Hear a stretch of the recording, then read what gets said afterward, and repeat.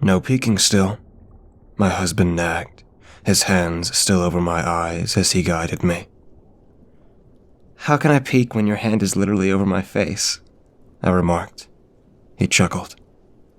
After what felt like forever with him making sure I didn't bump into anything up to that mystery destination, my husband, Jackson, assured me that we were finally there. Thank the Lord. "All right, open your eyes," he said as he unveiled his hands from my face. Now that we were here, I felt the rush of excitement again, and a shy yet exuberant grin grew over my face as I slowly opened my eyes. Once they opened, however, they widened tenfold at the sight before me. "Wow," I exclaimed. Jackson chuckled. "So, did I pick out a good birthday gift or what?" he teased. It was truly a sight to behold. An underwater luxury hotel suite, with all the delicacies and comfort a guest could dream of, encased entirely in an underwater tank, with a view to die for at nearly every angle. Undoubtedly, it was a great birthday gift. "Honey, this is amazing," I spoke. I turned to look at him. "I was just kind of joking when I said bring me to the ocean if you could, you know?" He and the usher who led us to the room with our luggage exchanged laughs. "You should know by now that I take almost everything you say literally," Jackson said, as he stepped my way, towering over me by merely 2 inches. "Uh-huh," I uttered through my smile, and we both leaned in for a kiss. The usher awkwardly rolled our luggage over to the king-sized bed. Really, it looked even bigger than king-sized, and neatly set them to the side. "Happy birthday," Jackson said. "Thanks, babe," I replied, as we both went in for another kiss. Poor usher, I thought. I knew it must have been awkward for him right about now. Sorry to break the moment," the gentleman timidly noted. "But if you two would like, the kitchen staff has prepared a lovely 4-course lunch, which should be about ready in the next 30 or 40 minutes. "Oh," I uttered. "Nice," Jackson followed. "What do you think?" he asked me. I gave him a crazy look. "Hell yeah," I replied under my breath, but quite loudly. I noticed the usher. I mean, clearing my throat. "Yes, my husband and I would love to attend," changing my whole demeanor. He and I both chuckled like idiot children. That's simply how we were together, like children. Though when it was time to be adults, I was usually the parent in the relationship. He was a messy eater, I used proper dining etiquette. He needed a haircut, I did it for him. He got bruised up or injured doing God knows what, I fixed him up. He wants to travel to a random city over the weekend, I do all the planning. Except this time, to my surprise. Jackson was smart, very smart, but dumb at the same time. He was like a golden retriever. Had lots of energy and charisma, always the center of everyone else's attention, yet he couldn't hold his own to save his life. Very all over the place. In a way, however, that's what I find attractive about him. His zest for life and a childlike curiosity outlasting his years. I liked to have my fun as well, don't get me wrong, but I was more Virgo-like in my ways, even though I'm a Pisces myself.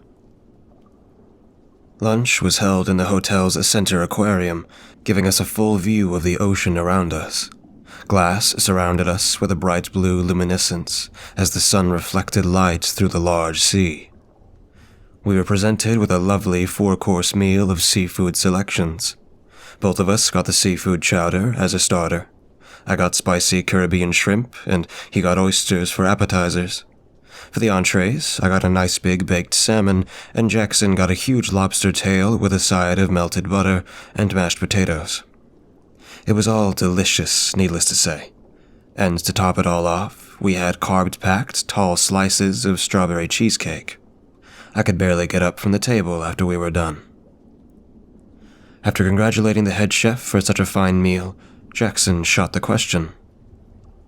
Where are all the fish?" he asked. It was one of those things I didn't even think to ask, yet it was so obvious. Where were the fish? I didn't know we were coming here until just a while ago.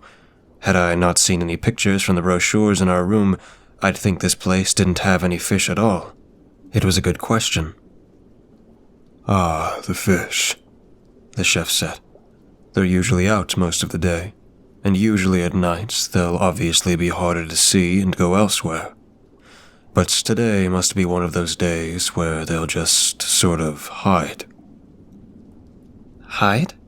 I remarked. "Yes," the chef replied. "Mostly from predators, if they're around. But that's strange. There usually aren't any around. There's the sharks, but even still, nothing that's a serious threat to make the others leave." "There's sharks here?" Jackson asked in a tone that I couldn't tell if he was either amazed or afraid. "Oh yes, a couple of them will show up from time to time. No great whites or hammerheads or anything crazy of the sort, but yes, there are a few."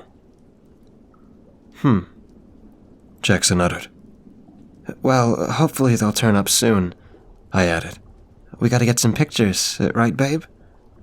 I nudged Jackson at his side, to which he didn't noticeably return much of a reaction. He nodded passively. Maybe he was starting to get a food coma too, and needed to lay down.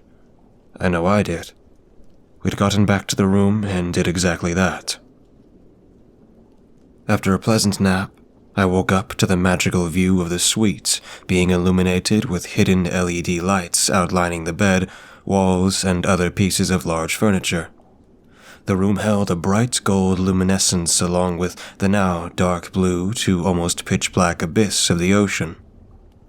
I wonder if that was something that could be turned off, or if it just stayed like that. Either way, I wasn't complaining one bit. Jackson woke up not too long after, and I barely saw him shuffle over to the bathroom in a hurry, as I was on my phone with my back turned. Was he sick? "Are you all right?" I called to him. "Yeah," Jackson replied. "I had a piss." "Oh, well that makes more sense." With that, I turned on camera mode from my phone and began snapping random pictures, and was getting ready to do a panorama shot. I had the lens set at one side of the room, sitting at the edge of the first wide window, then began to drag across the room. I made it past the first window, then past the walls and door to the bathroom occupied by Jackson, then to the other side window, and was about to come around to the end of the last huge display behind me, until I noticed something through the lens. I lowered my phone to get a look with my own eyes, and saw that there was an enormous shadow of space outside the glass.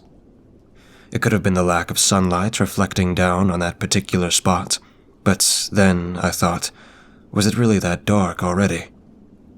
It was only 6:30, so it had made sense for the water to be dark, but not that dark. The thing was, it stood out from the rest of the area like a sore thumb. You could still tell apart the ocean floor from other sections of the room, as well as the tiny rocks at the bottom, but over in this particular spot, it was near total blackness. An abnormally large, disquieting contrast in the area around it.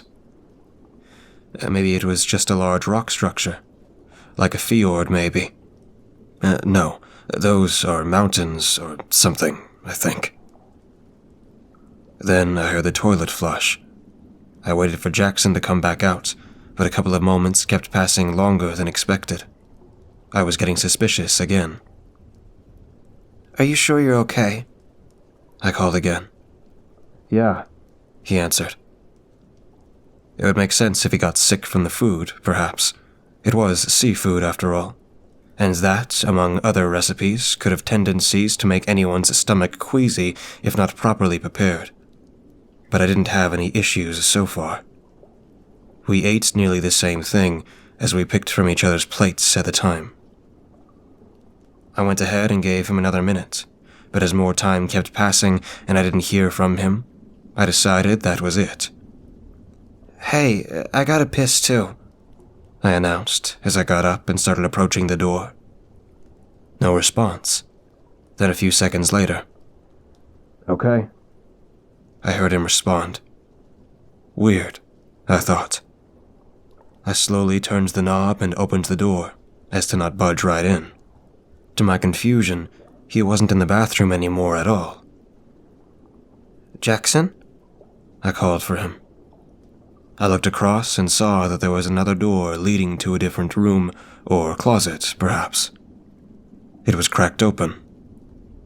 I went over and swung open the door to find a nice, tidy, compartmentalized space. The only room that wasn't encased in glass, with Jackson loafing around.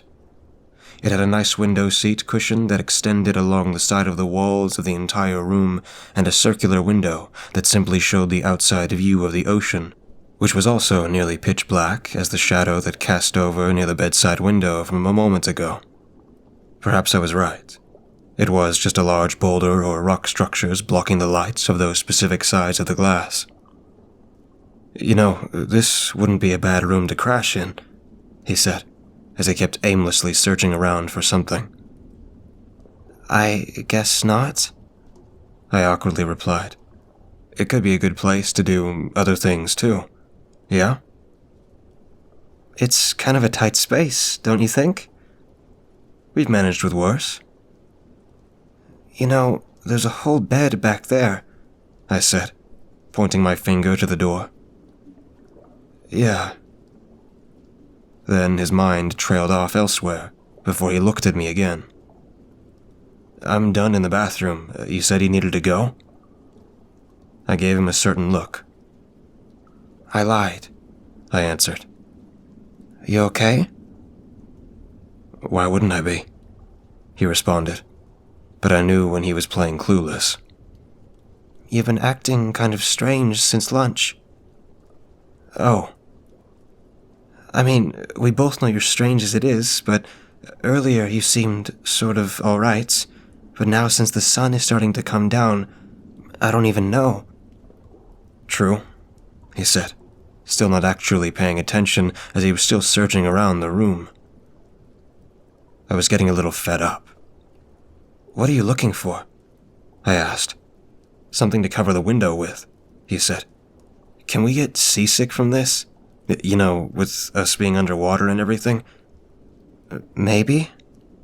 "There's nothing but towels and a bunch of useless crap in here. Are there any really big pillows out there in the bedroom?" My God, he was acting strange. The obvious question came next. "Why do we need to cover up the window?" I asked. "Because I don't want anyone spying on us," he answered. "Really?" "Yeah," he said. "We're underwater." I noticed. "Who's gonna spy on us? The fish? There aren't any." "You don't know. There might be people with submarines or something down there trying to capture a couple of lovebird guests having a good old time down here to sell on the internet or God knows what." "Okay, 1, I'm not screwing you in this room. And 2, what is going on with you? You're just acting so weird. What's wrong?" He looked around nervously, biting his lip like a child keeping a dirty little secret. Then he finally fessed up. "I have thalassophobia," he guiltily admitted. "What?" "Thalassophobia." "What's that?" "Fear of the ocean, like deep water, all that stuff that lurks in it, you know? Being stranded at sea, even. I've always been afraid of the water. I tried to work on it, believe me, but no. It's just always been that one thing that I can't get over." I was dumbfounded. "What?" I started, trying to find where to even begin. "You have a fear of the ocean, and you booked us an underwater hotel with literally a 360-degree view of open water?" His face was red. "Yeah," he muttered. "Why?" I asked. "Because it was for you. It wasn't about me. I wanted you to be happy, and I wanted to get you something nice for your birthday. Something I knew you'd love. It was one of the many sweetest things I'd ever heard him say that I almost forgot how dumb he initially sounded at this moment. I went over to him and gently cupped his face with both of my hands, my back facing the window now, and his facing the door. Okay, I started.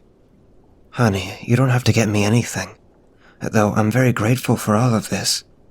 And besides, I still don't want you to be uncomfortable even if I'm not. We're, a marriage, a unity, a team. I wouldn't do something for you if I didn't like it either.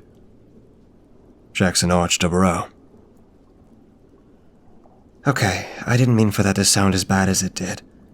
Of course, I'd make sacrifices for you too, but you get my point. Then I realized he wasn't reacting to what I said at all. He was looking across the room past me towards the glass. "The rock is gone," he whispered. What? I uttered. I turned to face where he was looking and saw what he meant. The black abyss of space beyond the glass was no longer there, and instead, we saw the faint blue glistening of the evening once again. Strange. It had been black as night a moment ago, I thought. But Jackson said the same thing I was thinking. He, too, thought it was a rock. I looked to him. Tell you what, I'll order us some drinks. You pick. And I'll bring them back and we can just hang out here. Okay? His face lit up with excitement again. "You know you don't have to do that, right? Don't let me ruin your birthday." To me, it's ruined if you're not happy. I'd gotten us room service to order us a tray of varied alcohol beverages, all under his tab, Jackson insisted. Champagne, Moscato, Grey Goose, and a few other cocktails, along with some crackers and cheese to go along. We hung out together in the small enclosed room, with our backs facing the window, atop a fortress of pillows I pulled from the master bedroom and threw into the other room. I even fulfilled his request to cover the window with other stacks of pillows and whatever else I could find, so he wouldn't have to look outside. We cuddled in the pillow fort we'd made and watched a movie on his phone. Any other person might view this as a complete downer to their vacation, but to me, I actually enjoyed every second of it. We never usually partook in high-end sort of living activities, even with me thoroughly planning and making sure we budgeted down to a T, so they usually ended up in us doing things like this instead, where we much preferred the comfort of doing things the unconventional way, such as sleeping in another room aside from the bed on a stack of pillows. Plus, it made Jackson feel better, and he was usually always braver than me. For once, I saw a true vulnerability in him. We've been to the pool and stuff together, I said. Yeah, he replied. He drank way more than me. He'd answer anything at this point. You didn't seem scared then. The pool isn't scary. The ocean is. Remember, though, I couldn't go past 6 feet? Then I thought about it. He was right. He never went too far to the deep end of any pools he got in. Huh, I expressed. I guess I never noticed until now. We kept on watching the movie for a couple more seconds before I had the urge to ask more questions. What about it scares you the most? I asked. He shrugged. I mean, a lot of things. Like the thought of how deep it is. You never know what could be down there. Here. The feeling of being surrounded by a vast bunch of endlessness and being so small. He shivered with chills. Yeesh. Screw that. Yeah, when you put it that way, that does sound pretty scary. No, you love it. You and the ocean have a pact. What? I smiled. Admit it, you love to be a little mermaid just swimming along in the abyss, waving at seamen, passing by on their little boats, and just having a grand time. Oh, shut up. I laughed. Just floating around with your long red hair collecting seashells, singing under the sea. He was hysterical, and we were both having a good time. At least he was enjoying himself now. I had to get up and use the bathroom again. After doing so, I decided to go get my phone that I'd left on the charger from the bed. But when I stepped into the room, it was nearly pitch black. I couldn't see a thing. What happened to the LED lights? Did they automatically turn off by themselves? It'd be weird if they did, though, because it wasn't at our discretion to do it ourselves, and who's to say we still needed the light on or not? I decided to use the bathroom lights by swinging the door wide open to let the rest seep into the room and illuminate. Now I could discern where everything was, if only faintly. I went over to the bedside and pulled my phone from the USB. 100% battery life. Perfect. While I was over there, I also turned on the lamp lights perched next to me and saw that it emitted a bright enough radius to fill the entire corner of the bedroom. Might as well leave it on. Then a thought occurred to me to check on the vast space I'd spotted earlier through the window. It would be directly in front of me. So I lifted my head to take a look, and to my stupidity, of course, it was indistinguishable now at this time of night. Some hours had passed since I last saw it, making the entire perspective a dark blue tint. Though I loved the ocean and all the creatures that inhabited it, after hearing Jackson's opposing view on the subject, in a weird sense, I was now starting to get what he meant. The vast darkness of the underwater, the endless abyss. I could imagine how terrifying it must be to swim in such a colossal space with no sense of direction, and no other object in sight. No way out. And what made it more frightening, I think, wasn't that the water was pitch black. No, it was the fact that it was nearly complete darkness, but not entirely. You could observe the murkiness of the depths shift from light blue to an uncanny shaded indigo. Were the shadows underneath simply an indication of how far the light could reach from above? Or could it be that something waited, patiently, down below? Geez, I could have quite the imagination when I got to thinking too much by myself. I was even getting scared of my own thoughts. But if anything, I could now sympathize with my husband's dread. I turned to walk back to the bathroom door when another thought struck me, stopping me in my tracks. The rock Jackson and I noticed earlier, or at least what we thought was a rock. Wasn't it black? Like, entirely black. Black as night. And we both thought that we were seeing things, where the rock had suddenly moved and we couldn't identify it anymore through the window over the back room. It was hard to say if it was a bad memory or the alcohol, but I could swear. I went over to the telephone next to the bed and decided to call room service again. Hello? The female clerk on the other line answered. Hi, yes, I was just calling because I noticed the lights in our room aren't working anymore. Not the main lights for the lamp and bathroom and stuff, but for LED lights, you know? Oh, I see. Yes, there's a switch on the wall right next to the thermostat where you can turn them on. It has a knob where you can adjust the brightness, and another one that lets you change the color to whichever one you like. I shifted my eyes over to where she was referring to and found exactly what she meant. I could have found that if I bothered to look first. Oh, I see it now. I laughed. I guess I'll check and make sure it's on or off. Okay. The clerk responded, sounding pleased.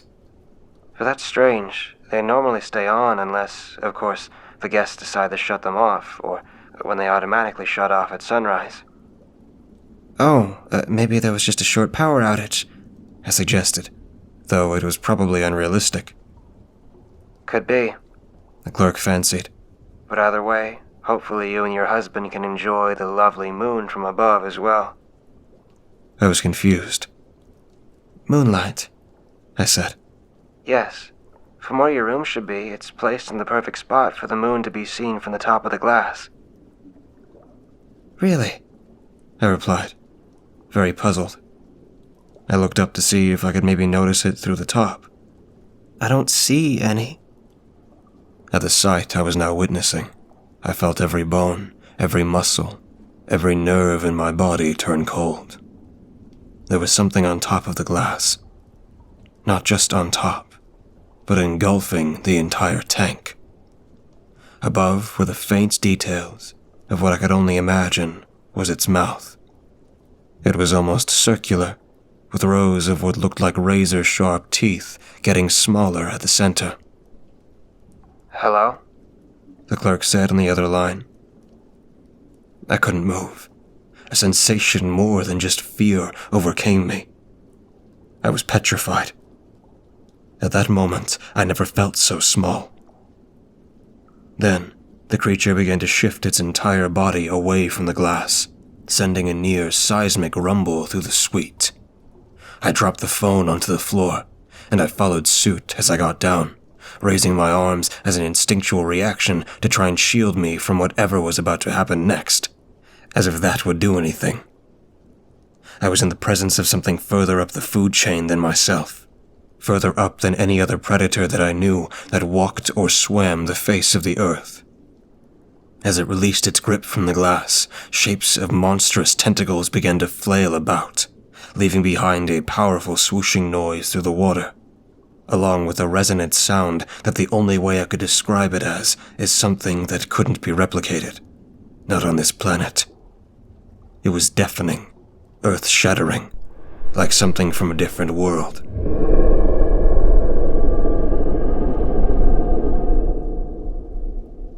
It was so alien-like, seeming to come from the thing itself. So powerful, even more so than the roar of an earthquake, I'd imagine. It was truly one of the loudest sounds I'd ever heard.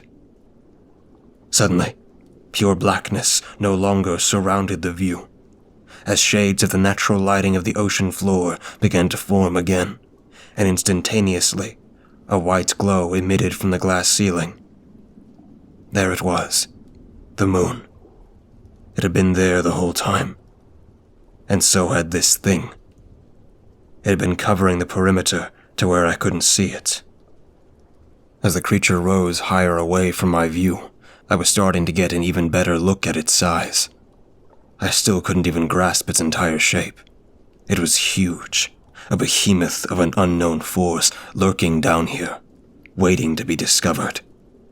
I was amazed, astonished even, but not in a positive manner. The same sensation kept overtaking me as I began to curl up into a ball next to the bed, the sensation that I'd never felt so small. I planned on staying there and hiding under the bed until it was gone. Then, I'd be safe. But Jackson... I got up and immediately ran towards the bathroom and over into the other room, shutting the door behind me. He was sitting, lying against the pillows, watching the movie on his phone, not noticing a thing about what lies beyond the glass. I couldn't have been the only one to hear it, I thought. Jackson, I panicked. He looked at me, concerned. What's wrong? He asked. I guess he didn't hear what I did after all. But I couldn't tell him, I thought. I was already scared as it was, but telling him might be catastrophic, and he'd never want to leave this room. I stammered. I saw something. It just came out. What was I supposed to do? Lie? What? He said, now growing as nervous as I was. Christ, why did I do that? There was something outside the glass. Then I realized I hadn't told him the whole truth. A shark or something. Like a big shark. I lied. Jackson arched his brow, like he always did when he thought I was crazy. Are you pranking me? He asked. His whole demeanor changed from worried to a perky suspicion. I was dumbfounded. What? I said, still in a state of clear panic. I thought you loved sharks. Go play with your new friend, he joked. Without a doubt, the alcohol took the edge off of him from earlier, but he had no idea just how serious I was. Maybe that was a good thing, but right now, I needed both of us to leave this room as soon as possible. I kneeled in front of him, looking him in the eye. Listen, I don't want to be here right now. I'm getting claustrophobic, I lied. Let's just go in one of those lounges and hang out there for a bit while there's no open water outside to look at, okay? He still wasn't buying it. I'd be skeptical too, if I were him. I never expressed fear of any sort in regards to the ocean. Even all the scariest creatures he feared that swam in the sea, I took a liking to. But not that thing. Not that thing that waited outside. Your acting never fails to impress me, dear. Jackson, I snapped. He turned straight-faced again. I never snapped at him like that before. He knew I was serious this time. You're serious, he said. I nodded. Just put on your pants and let's go, I insisted. I'll cover your eyes so you don't have to see out there when we cross the room. Okay. He got up and started to put his pants on. By the way, he stated, did you hear something a minute ago? Or was it just the movie? Hear what? I asked, a noticeable fear in my voice. Well, I don't know. I thought I heard something, like a loud rumbling noise. Thought it came from the movie, but then I was like, there's no way, because...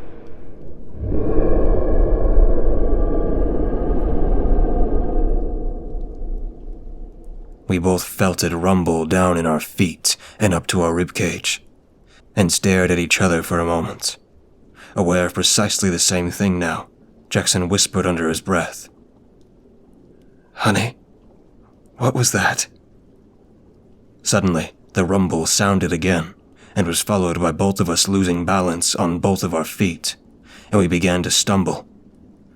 We struggled to hold on to each other while simultaneously trying to grab onto the wall for support.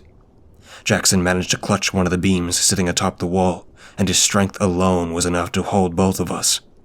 I held onto him for dear life as the suite kept violently shaking. His back was to the window, and my arms hooked around him for balance, but I could see ahead that the barricade of pillars we'd put up on the window had now fallen, leaving the glass open for a full display of the outside. And to my confusion, I couldn't see anything beyond it. It wasn't a dark blue or black tint this time, but instead, a bright yellowish shade that now covered the window. The rumbling had now stopped, and it was as quiet as a mouse. Are you okay? Jackson asked. I didn't say anything. I was too fixated on the window. Why was it that color? It's like we shifted into a different environment altogether, like a whole new backdrop. That's definitely not a shark, he remarked. What the hell? I muttered. He turned to what I was perceiving and shared the same confusion. It was a strange sight indeed. Then we saw a black circle shift from nowhere and down into different corners of the circular window.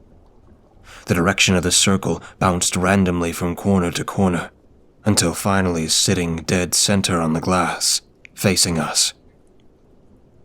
I felt a sick sensation in my gut, and Jackson's jaw dropped in terror at the realization of what we were both now seeing. It was an eye, and it saw us.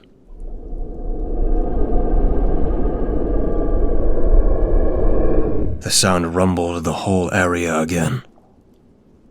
Go, go, Jackson shouted, trying to lead us both out of the room, and we did just that. We'd crossed into the bathroom when the lights cut out. There was darkness again.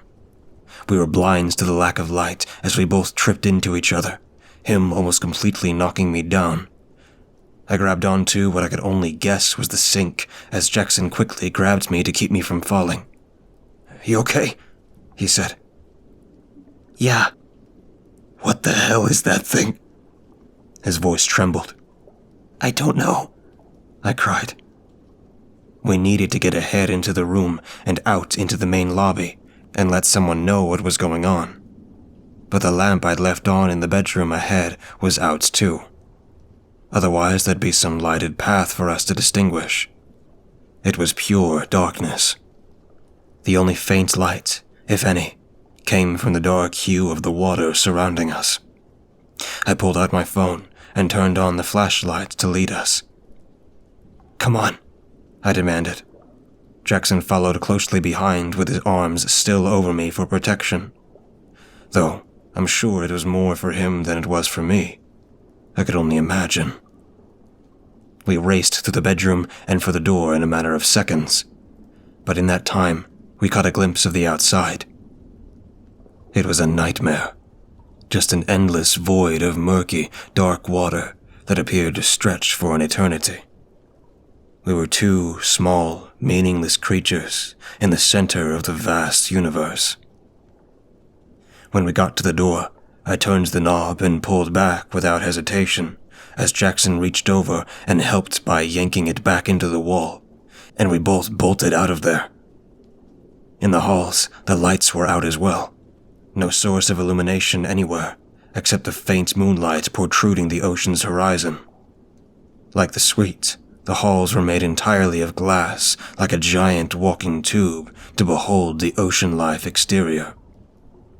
"Which way is it?" I anxiously asked. "Here," Jackson said, pointing down to the left corridor. He and I made our way down to the halls, but slowly this time. Something outside caught our eye. Indescribable. Countless dark silhouettes of fish. Hundreds of them. The ones that had been gone earlier were now all here for us to see beyond the glass. However, something was wrong. The way in which they swarmed didn't align in a fluid horizontal motion. Some of their bodies were positioned diagonally, vertically, and in a strange sense seemed to be floating rather than swimming. Then the realization hit me. They weren't swimming at all. They were dead.